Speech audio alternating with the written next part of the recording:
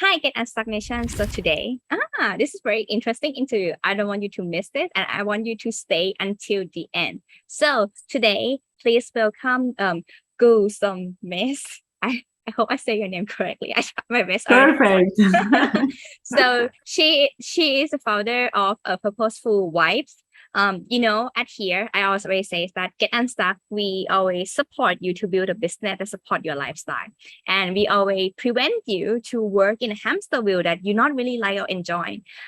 But that is pretty logical side though. It's more about operating system, about building a team, hiring or work smart, not work as hard. But this is something that I'm not really talk enough in the channel. It's about mindfulness, it's about healing, it's about more spiritual side, but works really well. So our expert today and my dear friend over here will tell more about that. So please welcome her again, Go, and thank you so much for joining Get Unstuck Radio today. Thank you. Thank you so much for having me. And I was one of those spectacles and working very heavy on corporate jobs. So I really, really know what you mean when you say. Yeah. So before we start, of course, my audience want to know more about you. How you become an entrepreneur, by the way? Yeah, so actually it was a bit tough decision for me because I always liked my corporate job. I worked in different big multinationals like Procter & Gamble, Coca-Cola, lately Amazon for 15 years. And to be honest, I only have 1 year where I didn't like my job. And out of this 15 years, the remaining 14 years, I really, really like my job. And especially last 3.5 years of my career, I was really enjoying it. So it was a really, really hard decision to leave that comfort because at one sense, even we complain a lot about our corporate jobs, it gives us a comfort zone in terms of safety, in terms of the benefits, in terms of the salary. It gives us so many things at the same time. So it was hard for me to step out of this comfort zone. But I started this healing journey of my own almost a decade ago, 9 years ago. And over the years, after last 5 years, I started working with people. And it reached to a point where I have so much demand and so little time. And it was time to let go one of those. First, I find a middle ground. I changed to part-time. So I was not that bold to leave it all due to my own fears. Because if you're stuck, usually there's a fear hidden somewhere. And I had my own fears, my financial fears. Like everybody has, especially in this day, the world is going really bad. There's a crisis. If I can make money, all this kind of fears. I also had them.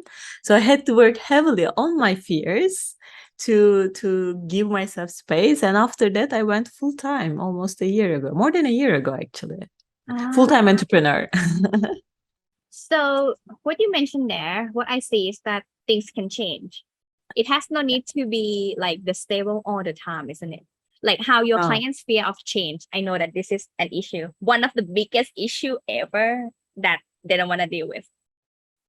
Yeah, because life is changing all the time, right? Everything is changing. And as you grow, you also change. Either you take some life lessons which force you to change. You go through some struggles, some hard issues that kind of shows you some things needs to change. This is how I started actually. Almost 9 years ago, I had a physical problem in my health.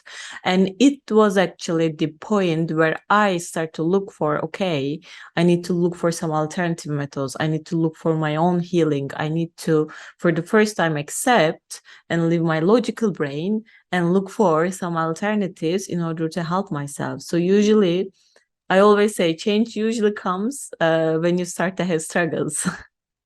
I agree. But this is something that I have seen many times, like for myself, for my surrounding. Um, People tends to not making the change until there already almost no time left. Why is that?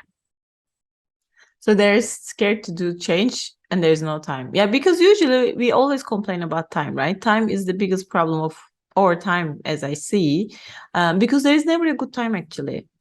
When you think that somebody's gonna save you or some situation is gonna change and you're gonna make the change, you wait a lifetime because nobody's come to get to save you. Or the economy, there will be always an issue. The politics, there will be always an issue. Your relationship, there will be always an issue because it is life at the same time. Because I think it's so bombarded that we need to be happy and solve our issues first in order to make change. This kind of makes us stuck and we just want to do the change in a perfect world, but the perfect world does not exist. There's no such thing. We just need to learn how to learn from the life, from the mistakes, from the struggles, and how to navigate it in order to be happy or be more aligned no matter what. And this is actually where the change helps you to create that environment for yourself. Mm. Oh, that's a good one. Create the environment for yourself. So how we do that then? Like how we aware that this is what we're supposed to do? Is that about mindfulness or something that we are aware of ourselves and then like enhance it to where we want to be? I don't know. You tell me. I don't know. Yeah. I usually say when people ask me, "Guri, what is my purpose? I don't know what is my purpose. How can I know what I want to serve in life?" It's one of the most common questions. And I always say, look at your struggles, look at your pain, look at the issues where you spend your time. There's an amazing poet, Persian poet, Rumi, as he says, it's one of his famous quotes in his poems. It's just the light enters from the pain, actually. The light enters from the broken parts of you. So I always say, look at the struggles, look at where you spend most of your time in order to help yourself. This is the point where you can help others. To give a tangible example, for example, I had a client who was working in finances, but she was not happy in the finance industry. And she left her job and then she found herself a bit on the bit more lost. But her own healing journey and struggles were coming through food. So she became a nutritionist coach in the end. Of course, it takes work. Of course, it didn't happen overnight. She needed to transition and find, but because this nutrition was a point so dear to her heart and her cause, then it became her purpose. This is one thing I always say. The Mm, second thing, if you cannot change your life or get out of your comfort zone if you don't have a desire, like a mm, big burning desire that if you don't do it, let's say you are very old and you're in the bed, you're gonna die, and you're like, oh my God, I wish I have done this. It needs to come with a desire, because when it doesn't come through desire, um it is a job. It takes time and it takes work. Of course, you're not going to put the work behind it, and you're going to always complain about time. mm. Desire. Yeah. Yeah. But how can we find the purpose and design though? How can we know? It's a very good question. It's $1 million question, right? There is nothing like, okay, you can now just do this meditation, you can now just read this book. Because I think purpose is actually now, it is the life that we're living now. Mm. This is what actually shift myself when I realized it. I still remember I was in a coaching class. I'm also a certified coach and I also do coaching, but my niche is healing. In that class, I remember they put it on the board. They put like a beautiful river, and on this beautiful river, they put a little boat and they drove you.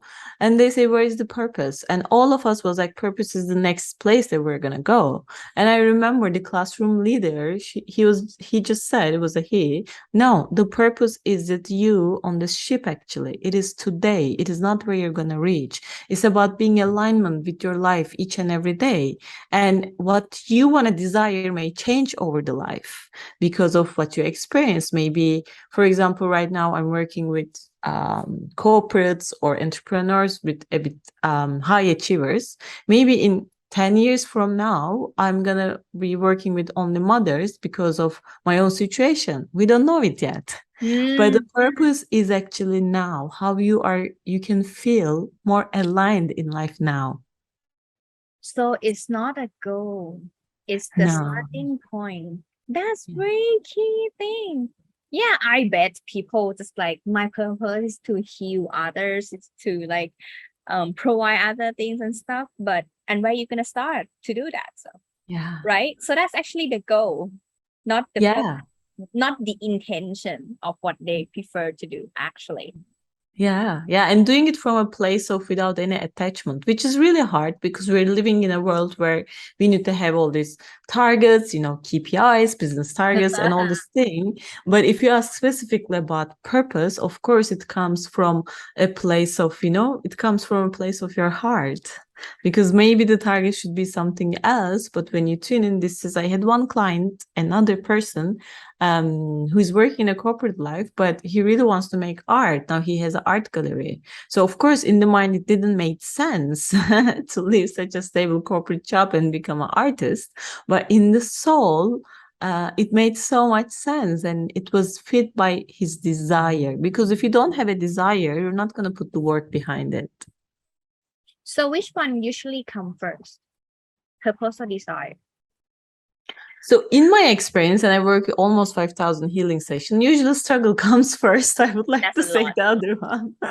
Usually first the struggle comes and you realize something is wrong in my life, right? Everything looks perfect, but no, I'm not satisfied at my job. Or everything looks perfect, I'm not satisfied in my marriage.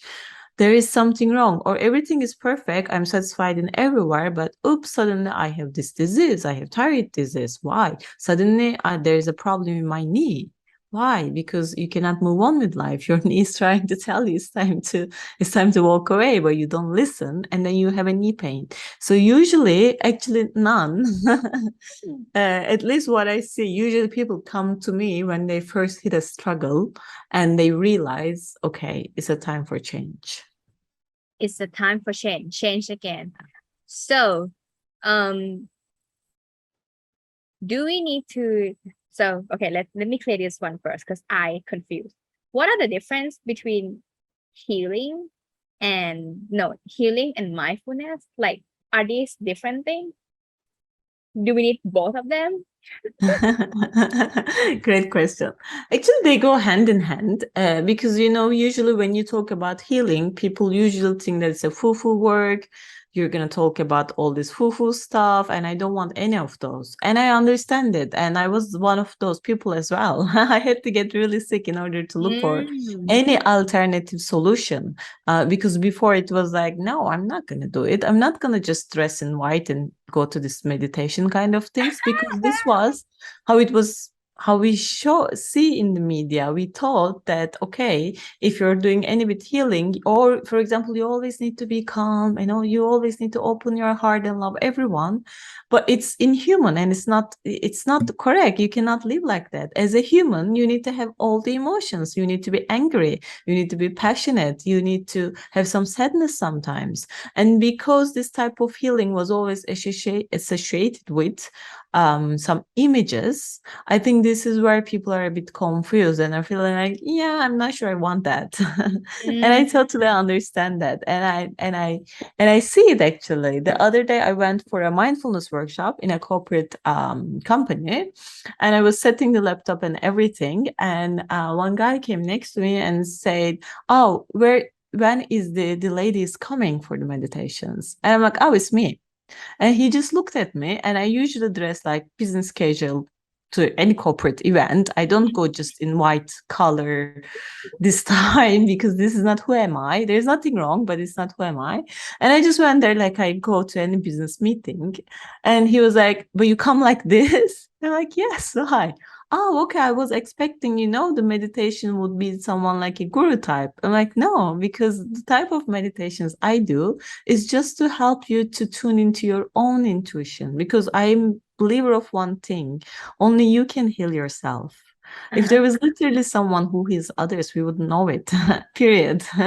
It would be on social media, it would be on everywhere. But we want to believe in this kind of myths. There's no myths. When you put the work behind it, any healing, any mindfulness, they go hand in hand actually. But mindfulness is actually a bit more easy to explain to the masses than healing. Mm. Oh, I believe that as well. Because I know that I have to solve everything by myself, if not nothing else in my life at least. Um, yeah. So, oh, meaning that the healer can only initiate the change or initiate the the reason to get the better result that they expect, right? Yeah, because for a real healing to take place, I see 4 steps. After all the work with everyone I did, I see 4 tangible steps. So the first step is to realize. So usually you go to, okay, I'm stuck. I don't know what is happening to me, or I'm sick. So you are in a situation, but you need to realize what is the root cause. Everything starts with realization, because we can only release the fears that we have, the issues that we have, when we realize what is the root cause of it. For example, you want to attract a soulmate. I know it's not related to business, but it's one of the biggest topics, right? You want to attract a soulmate, and you're just thinking, oh, what I'm doing wrong, what is happening to me. Maybe you're carrying a baggage from your past relationship, or maybe due to the family that you grow up, you're scared of a serious relationship. Down, deep down, because you're scared of a serious relationship, of course, you attract partners who don't want a serious relationship. Then you question what is wrong with me. So the realization is actually going to that memory. And usually they are from our childhood or from the societies that we brought in. So you go to that memory to understand, this is why. This is okay, what happened to me? But then we need to do it from a place of just observing, being the gentle observer, rather than, oh my God, why it's me? Because past is past. There is nothing. So far, there is nothing we can do about it. We do not know how to go back to past yet.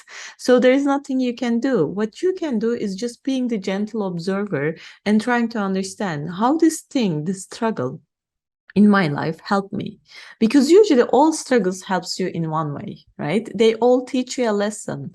And it's good that in this life, as we're human, we need to make all these mistakes in order to learn. So you actually change your point of view when you go to that memory, and there you do the forgiveness work, because usually it's related to someone to forgive, and usually the biggest person to forgive is yourself rather than others, and the hardest in my experience. And then you forgive yourself with one thing. Okay, this is how it served me, and I'm ready to let go. When you come to that place, actually, the healing happens, the magic happens. But it's not somebody tells you, okay, I'm gonna download you some codes, or I don't know, I'm gonna do some work on you and you're just gonna change. Because if you don't go there, if you don't realize, and if you're not willing to forgive and let go, you cannot move. Of course, you carry the fears with you. And this is where the healing work happens. I see people like me, coaches, healers, mindfulness trainers, whatever you call them, they're like the messengers, actually. So they're just helping you and guiding you to go and to do this process by yourself a bit more easily. Because sometimes those topics are trauma. So you're traumatized by it. You have serious fears. You're not making. Pain is real. But as Buddha says, suffering is the choice. So pain is real, but suffering is the choice. And it only starts when you choose, okay, I'm not going to suffer. I want to understand and I want to forgive. And then, of course, the last stage, I forget, this is the three. The last one is to embrace now. Because, okay, it happened. With this learning, what can I do now? What is the thing, the inspired thing that comes to me now? Because maybe, let's say, the soul partner, you understand who are you holding, you just forgive, you do the work, but then you need to change your brain, your mind now. And on those steps, you can use good mindfulness techniques like affirmations. You need to start rewiring your brain that you're worthy of love.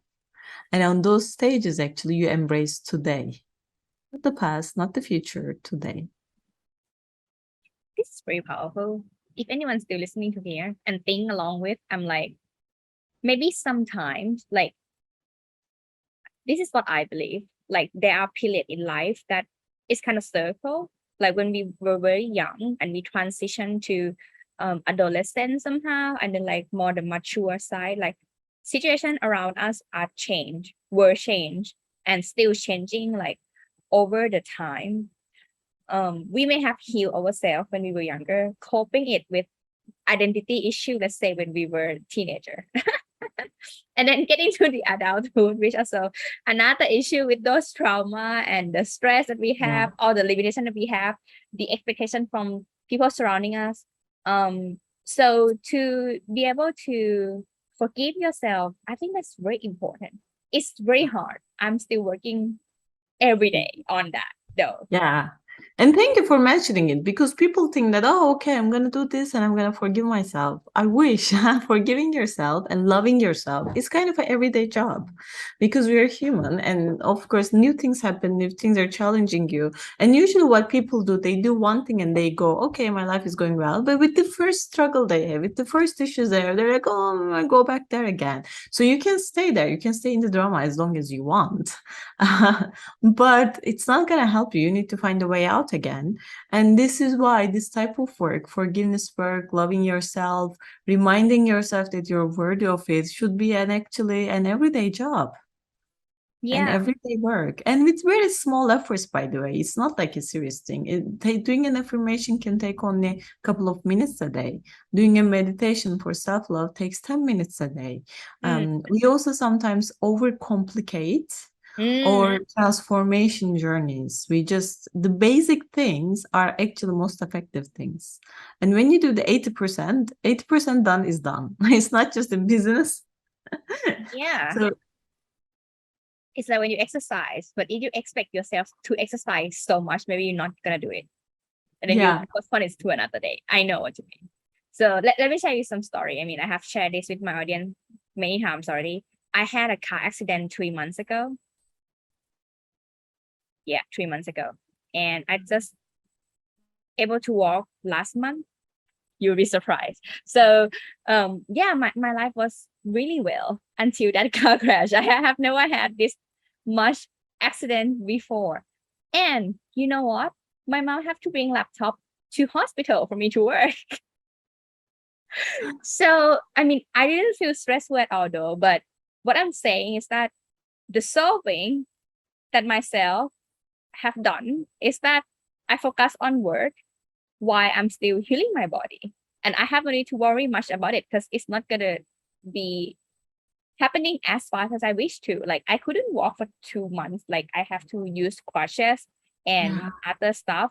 Um, never done that before. Have to learn how to do it, but I survived and now I can walk. So there are process with that to accept. And I think it's not that necessary, in my opinion, to think why this happened.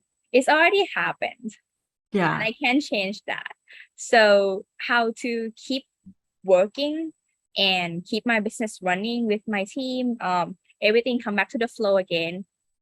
Yet I'm also not too stressful because I have to go to hospital 3 times a day, for the yeah, physical therapy. Like that's put a lot of effort.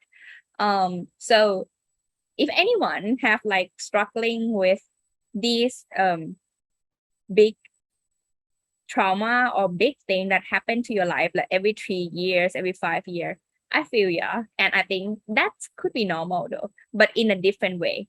yeah, I think there are rhythm in life that we have to understand. Yet having someone to um point us through the events is so important because like we have so much memory in a day, right? We talk to yeah, many people, like there are many things happen within a day. However, when we feel like our life is not right now, there's something wrong, that would be great to have like someone like you go to like point out, oh, because you keep thinking at the back of your mind of this event all the time. So we need to yeah, fix that. I think that's very important though. I mean, I just passed that and I today you saying this story of like the fourth stage, and I'm like, yeah, that's true. And it's okay if I cannot deliver because my body is not allowing me to do that. I have to yeah, accept that as well, Like for yeah, yeah. yeah, I have to reschedule like 10 podcasts back then. Like I can't do it. So Your body told you to stop. It happens. Sometimes the body gives us a very clear sign. Okay, you're not doing it. I give you the little warnings and you're not doing it. Now I'm going to show you a bit more. So you stop. So you take your time to rest actually. yeah, but the thing that I know for the fact that some people like me who not really get sick often, like that much illness. Um, and I have to say that because I'm not ready to be an excuse to stop working, it's so hard. Have you heard about that? I bet. Yeah, So I'm hard for like workaholic client. yeah, like sick leave is already hard, but like I can't do this right now. And like it's like a small line between keep procrastinating things versus I have to accept that I cannot do this right now. Yeah. This is Yeah. very hard though. Yeah, I totally get you. I work with a lot of workaholics, and usually I think it's also something comes with a bit age. So when you're young, you're like, okay, no matter what, I'm gonna work, work, work, work, work. But after some time, you reach a point, okay, I worked, work, work, work, and I thought if I achieve all these things, I would be happy and everything would be solved. But now I have the promotion, I have the house, I have everything, but still something is missing. So this is actually when people are a bit pausing a bit and trying to understand, because what they trained, what they did not help them. So my journey also started after I was 30, because up until that, I thought when I have what I targeted, it would all work out, and it didn't. So this is another thing, I guess. It comes a bit with the expectations you put on your happiness. You realize that, okay, I did all those and it's not happening. What do I need to do now? Yeah, this is so powerful. So anyone, everyone, no, not anyone, everyone who's listening right now, if you're thinking that you're not sure, if you feel not sure of what you are doing is right, you may need someone to declutter your brain to understand what you are going through and channel you to the next place that could direct your purpose and desire. I think that's very important right now from our conversation today. Yeah, why can they reach out to you, Go?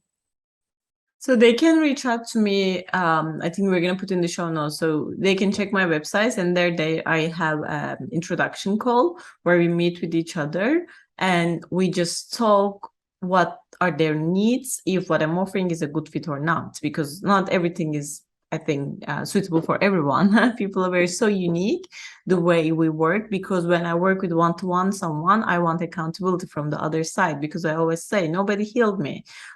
You always need to heal yourself. I spent 5 years in my first years when I started healing. I always wanted to find the healer to help me, right? And it never happened. It only happened, my life profoundly changed with tangible outcomes when I started to apply these basic tools and techniques to my life, when I made peace with my past, when I understand and start to forgive myself for the mistakes that I did. And then I managed to open my heart so that I can reach out to what I desire. And I see with everyone I work with, it only happens when you take the accountability of your journey. So this type of work may not be suitable for everyone, of course. So in that call, we decide based on their needs if what I can offer is a good fit for them. And I also do a reading there, and they check if this reading is accurate for the struggles that they're having right now. This is one way. Then we go on a almost 3 months journey together, very deep healing sessions, but also I give a lot of books and meditations and homeworks so that they do the internal shifts. We're not working with the external shifts come by themselves when you do the internal work. This is one of the work that I do. The second one I do, and I love doing, because I'm coming from a corporate background. I like companies, I like startups. I like to go there and we do workshops on mindfulness. It was a workshop series that I created when I was working at Amazon, when I was an employee, during the COVID, because everyone was having burnouts and anxiety. Of course, we are stuck in the house with many responsibilities. I created this workshop series to help the colleagues, actually. But then it became a workshop series now where I'm doing to other corporations. But the topics is around mindfulness. So these are just mindfulness trainings. And they can also reach out to me through my website to check if their team needs the type of needs that their team have. Maybe they want to talk about procrastination, or maybe it's just female leaders. They want to talk about leading from the feminine energy. It's one of the workshops I love. I love to be in a room with women and just work about feminine energy and leading from the feminine side as well. But we're bringing these mindfulness practices to theories to practice together. it's a bit more practical workshop, and I do that one right now, so they can find out to me from there. And we're also gonna give the decluttering guide. Because if you want any transformation in your life, it always starts with letting go of the things, tangible things or hobbies or people that does not serve you anymore. So I prepared a decluttering guide and I give it to everyone I work with in the beginning because they need to start decluttering their life, meaning that everything is energy. The people that you are with holds your space, the items in your house holds your space, the habits you have holds your space. If you want to shift and new to come, you need to let go what is not serving you.